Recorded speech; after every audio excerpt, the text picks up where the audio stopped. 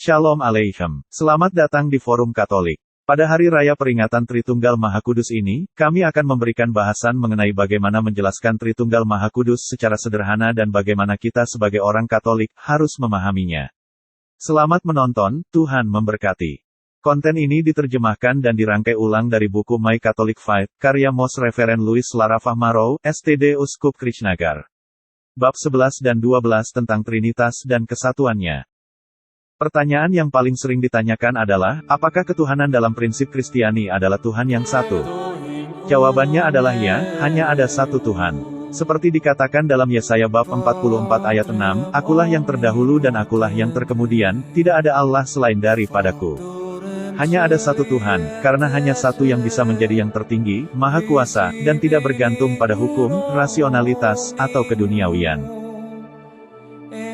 Berapa banyak pribadi yang ada di dalam Tuhan? Di dalam Tuhan ada 3 pribadi ilahi, Bapa, Putra, dan Roh Kudus. Dalam berbicara tentang pribadi di dalam Tuhan, kita tidak menggunakan kata tersebut seperti kita mengidentifikasi sesama kita. Kita menggunakannya hanya karena tidak ada kata atau kalimat lain yang dapat menjelaskan makna ajaran Tritunggal Maha Kudus secara lebih baik. Berbicara tentang manusia sebagai pribadi, yang kita maksud adalah bahwa seorang pribadi, sesama kita, adalah makhluk yang cerdas, bertindak secara individual untuk dirinya sendiri. Tindakan yang dia lakukan adalah miliknya dan dia bertanggung jawab untuk itu, dia sendiri, bukan lidahnya, atau pikirannya, atau hanya tubuhnya, melainkan seluruh dirinya. Sementara, jika kita berbicara tentang 3 pribadi dalam Tuhan, itu karena masing-masing pribadi ilahi memiliki sesuatu yang tidak dapat kita kaitkan dengan yang lain, dan yang paling mencolok, ialah asal-usulnya yang berbeda. Esensi Tritunggal Maha Kudus adalah hubungan, dari segala kekekalan Bapa menghasilkan anak, dan anak berasal dari Bapa. Dari segala kekekalan Bapa dan Putra menghembuskan Roh Kudus, dan dia keluar dari mereka, sebagai dari satu sumber. Kendati ketiga pribadi memiliki satu sumber yang sama, ketiganya beda satu dengan yang lain. Kita juga dapat memahami Tritunggal, dari yang dituliskan dalam Kredo Athanasian, 1 dari 4 kredo resmi dari Gereja Katolik. Di sana tertulis, jadi ada satu Bapa, bukan 3 Bapa, satu Putra, bukan 3 Putra, satu Roh Kudus, bukan 3 Roh Kudus. Dan dalam Tritunggal ini tidak ada yang sebelum atau sesudah, tidak ada yang lebih besar atau kurang, tetapi ketiga pribadi itu bersama-sama. Kekal bersama, dan setara. Sehingga dalam segala hal, seperti yang disebutkan di atas, kesatuan dalam Trinitas, dan Trinitas dalam kesatuan, harus disembah. Ini adalah cara termudah untuk menjelaskan asal mula yang berbeda dari setiap pribadi ilahi. Tuhan adalah roh, dan tindakan pertama roh adalah untuk mengetahui dan memahami. Tuhan, yang mengetahui dirinya dari segala kekekalan, memunculkan pengetahuan tentang dirinya, gambarnya sendiri. Ini bukan sekedar pemikiran, sebagaimana pengetahuan kita tentang diri kita sendiri nantinya, tetapi seorang pribadi yang hidup dari substansi yang sama dan satu dengan Bapa. Ini adalah Putra Ilahi. Jadi Bapa melahirkan anak, sabda ilahi, kebijaksanaan Bapa. Seperti juga tertulis dalam Injil Yohanes bab 1 ayat 1, pada mulanya adalah Firman, Firman itu bersama-sama dengan Allah dan Firman itu adalah Allah. Allah Bapa, melihat gambarnya sendiri di dalam Putra, mengasihi Putra, dan Allah Putra mengasihi Bapa dari segala kekekalan. Masing-masing saling mencintai, karena masing-masing melihat di dalam diri yang lain ketuhanan yang Maha Esa, keindahan keilahian, kebenaran tertinggi Tuhan. Seperti apa yang telah Yesus Kristus katakan pada Yohanes bab 15 ayat 26, jikalau penghibur yang akan kuutus dari Bapa datang, yaitu roh kebenaran yang keluar dari Bapa, ia akan bersaksi tentang aku. Tetapi kita tidak boleh berpikir bahwa dulu Allah Bapa melahirkan Putra dan sekarang tidak lagi melakukannya, tidak juga bahwa dulu kasih Bapa dan Putra untuk satu sama lain menghembuskan Roh Kudus, tetapi sekarang tidak lagi melakukannya. Sebab kebenaran ini abadi, selamanya. Allah Bapa selamanya mengenal dirinya, dan terus mengenal dirinya sendiri, dan dengan demikian terus melahirkan Putra. Allah Bapa dan Allah Putra terus saling mengasihi, dan kegembiraan mereka satu sama lain terus menghasilkan roh kasih, Allah Roh Kudus. Dengan cara yang sama, api memiliki cahaya dan warna. Selama ada api, ia terus menghasilkan cahaya. Selama ada api dengan cahaya, maka akan dihasilkan warna. Maka, ketiganya ada pada satu waktu yang sama. Dengan cara yang tidak sempurna ini kita secara samar-samar melihat bahwa Tuhan pastilah tiga pribadi ilahi, karena hanya dengan cara itulah, Tuhan dengan pengetahuan ilahinya, dan akan menjadi lengkap di dalam dirinya, dapat sedikit dimengerti. Tuhan kita Yesus Kristus berbicara kepada kita tentang Tritunggal Maha Kudus ketika sebelum kenaikan Dia berkata kepada para rasul-Nya, dalam Matius 28 ayat 19, "Karena itu pergilah, jadikanlah semua bangsa muridku dan baptislah mereka dalam nama Bapa dan Anak dan Roh Kudus." Maka, apakah itu Tritunggal? Tritunggal adalah Tuhan yang satu dan sama dalam tiga pribadi ilahi. Bapa adalah Tuhan dan pribadi pertama dari Tritunggal Maha Kudus. Kemahakuasaan, dan terutama pekerjaan penciptaan, diatribusikan kepada Allah Bapa. Allah Bapa bisa saja menciptakan jutaan makhluk alih-alih kita sendiri, tetapi Dia memilih kita dari cinta yang sepenuhnya tidak layak kita terima, dan berkata, "Aku telah mengasihimu dengan kasih yang kekal" dalam Yeremia 31 ayat 3. Maka marilah kita menangis dalam ucapan syukur, "Ya Aba, ya Bapa." Roma 8 ayat 15. Marilah kita menunjukkan rasa syukur kita dengan menghindari semua yang tidak menyenangkan Allah Bapa, dengan mencoba menyenangkan Dia dengan kebajikan, dengan mencoba untuk meraih kesempurnaan yang lebih besar, dengan menaati perintah Yesus Kristus Tuhan kita. Karena itu haruslah kamu sempurna, sama seperti Bapamu yang di sorga adalah sempurna. Matius 5 ayat 48.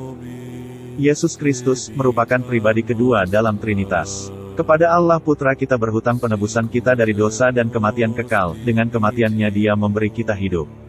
Bagi kita, Allah Anak merendahkan dirinya, mengambil rupa seorang hamba, taat sampai mati, bahkan sampai mati di kayu salib, Filipi 2 ayat 8.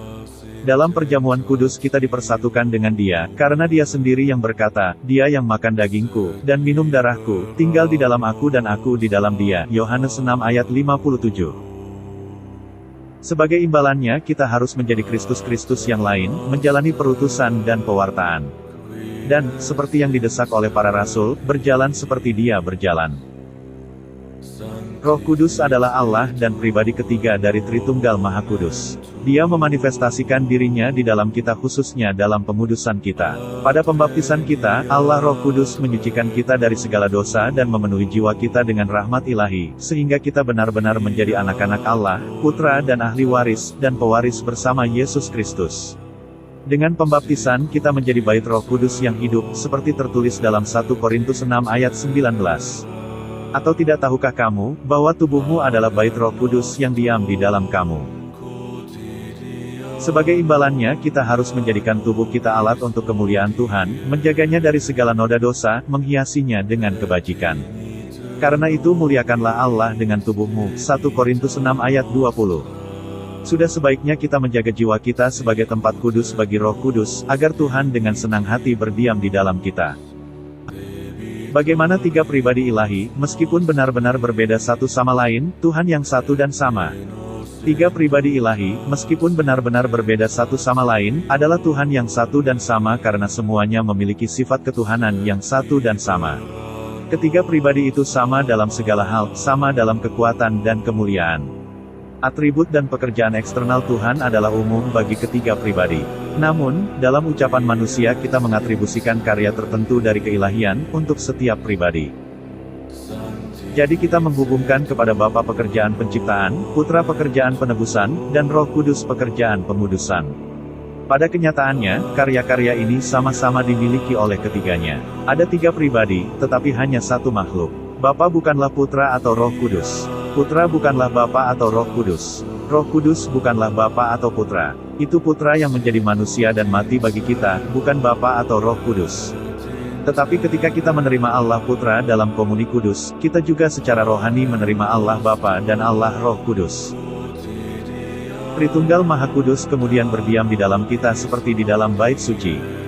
Kita tidak dapat sepenuhnya memahami bagaimana tiga pribadi ilahi, meskipun benar-benar berbeda satu sama lain, adalah Tuhan yang satu dan sama, karena ini adalah misteri supernatural. Misteri supernatural adalah kebenaran yang tidak dapat kita pahami sepenuhnya, tetapi kita percaya karena Tuhan telah menyatakannya. Misteri supernatural berada di atas akal, tetapi tidak bertentangan dengannya. Tidak ada orang yang bisa menjelaskan misteri, juga tidak ada yang bisa mengetahuinya kecuali telah diungkapkan oleh Tuhan. Seperti Nabi Yeremia dalam Yeremia 32 ayat 19 memuji Tuhan, besar dalam rancanganmu dan agung dalam perbuatanmu. Bukan tidak masuk akal untuk percaya pada misteri supernatural. Ada banyak misteri alam di sekitar kita yang belum dapat dijelaskan oleh siapapun bahkan hingga saat ini, namun kita mempercayainya. Contohnya adalah teori terjadinya alam semesta, teori ruang angkasa, dan teori atom, tidak dapat dipecahkan hingga saat ini. Dogma Tritunggal Maha Kudus adalah misteri yang ketat, artinya, kita tidak dapat mempelajarinya dari akal, atau memahaminya sepenuhnya, bahkan setelah itu diungkapkan kepada kita. Doktrin mengandung dua kebenaran yang tidak dapat dipahami sepenuhnya oleh akal kita, satu, bahwa hanya ada satu Tuhan, dan dua, bahwa masing-masing dari ketiga pribadi itu adalah Tuhan. Kita dapat memahami setiap kebenaran ini secara terpisah, tetapi tidak jika disatukan. Misteri Tritunggal Maha Kudus bukanlah kontradiksi. Kita tidak mengatakan bahwa ada tiga Tuhan dalam satu Tuhan, atau bahwa tiga pribadi ilahi adalah satu pribadi. Kita hanya mengatakan bahwa ada tiga pribadi dalam satu Tuhan, yaitu tiga pribadi, dan satu sifat atau esensi. Agak mirip dengan jiwa manusia, yang memiliki kemauan, pemahaman, dan ingatan, tetapi itu hanya satu jiwa. Selain itu, matahari memiliki bentuk, cahaya, dan panas, tetapi ia hanya satu matahari. Tiga nyala api disatukan, akan membuat hanya satu nyala api. Misteri Tritunggal Maha Kudus adalah yang terbesar dari semua misteri. Kita percaya karena Tuhan telah mengungkapkannya kepada kita, sebab firman-Nya adalah kebenaran, Yohanes 17 ayat 17, tetapi kita tidak dapat sepenuhnya memahaminya. Bodoh jika menolak untuk percaya hanya karena kita tidak dapat mengerti, itu akan menjadi seperti orang buta yang menolak untuk percaya ada matahari, karena dia tidak bisa melihatnya. Apakah Tuhan dibatasi karena kita? Inilah Allah Tritunggal Maha Kudus, yang manifestasi nyatanya ada dalam peristiwa baptisan Yesus Kristus. Allah Bapa berbicara dari surga, Allah Putra dibaptis, Allah Roh Kudus turun dalam bentuk yang terlihat, dalam bentuk burung merpati. Pengakuan iman akan Tritunggal Maha Kudus dengan cara yang paling sederhana, adalah dengan tanda salib. Kita juga melakukan pengakuan iman ini secara singkat dalam doksologia minor, atau doa kemuliaan. Kemuliaan kepada Bapa, dan Putra, dan Roh Kudus. Seperti pada permulaan, sekarang, selalu, dan sepanjang segala abad. Pesta Tritunggal Maha Kudus, yang disebut Minggu Tritunggal, kita rayakan pada hari Minggu pertama setelah Pentakosta, yaitu hari ini. Selamat Hari Raya Tritunggal Maha Kudus, Tuhan memberkati.